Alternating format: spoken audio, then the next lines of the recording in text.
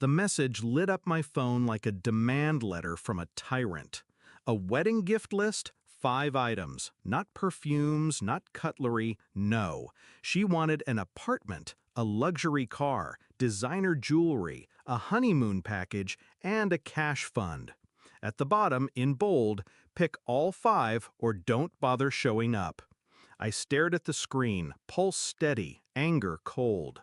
Then I typed back one word. Okay. That was the moment she signed her own downfall. My sister wasn't always like this. When we were children, I carried her secrets, protected her from bullies, gave her my share of sweets when she cried.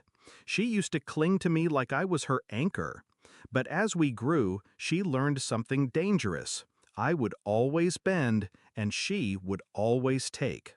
First it was clothes borrowed and never returned, then money loaned and never repaid. Soon it became a habit. My success wasn't mine, it was hers to demand. And I let her, for years, because she was my sister, because family, I thought, meant sacrifice. Until the wedding list arrived. That wasn't just greed, that was an execution order. I knew better than to confront her in rage. She thrived on drama. If I shouted, she'd cry. If I argued, she'd twist it. No, this needed precision. So I planned. Step 1, bait the trap. I agreed. Of course, I'll get them all, I texted.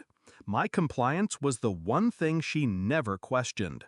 Her response came fast, a string of heart emojis. Then, send me your account login again. I'll pick the exact models myself. I sent it, a fake one, preloaded with small amounts, enough to look real, enough to distract her. She dove in like a vulture.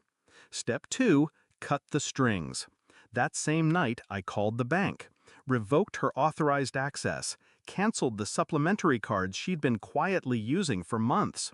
I changed passwords, rerouted funds, sealed every door she thought was hers to open. For years, she had lived off the illusion that my success was a shared resource. I ended that illusion in a single evening. Step 3, the reveal. The wedding day. I arrived empty-handed. No gifts, no keys, no jewelry boxes. Just me in a black dress, calm as a judge entering the courtroom. She spotted me from across the hall, her face breaking into a practiced smile, until her eyes dropped to my hands.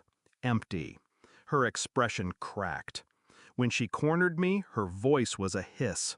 "Where's my apartment? My car? The gifts?" I leaned in, close enough that only she could hear.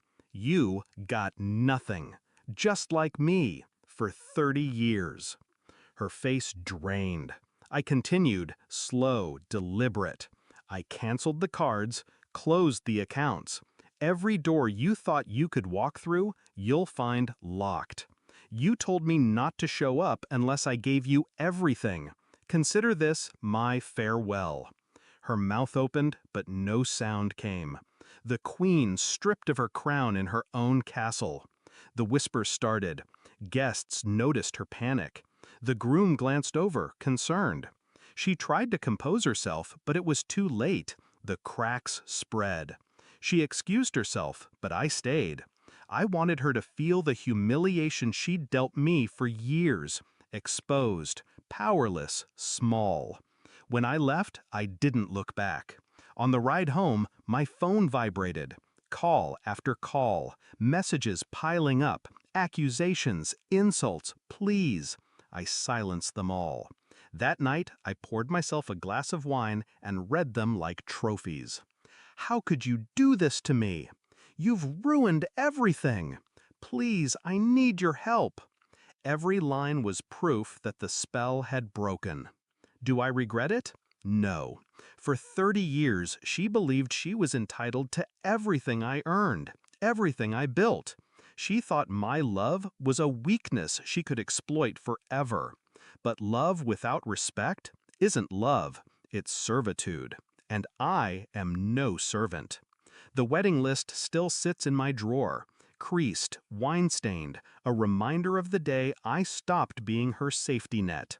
She wanted all 5 luxuries. What she got was the one gift she never expected: freedom. Mine, not hers.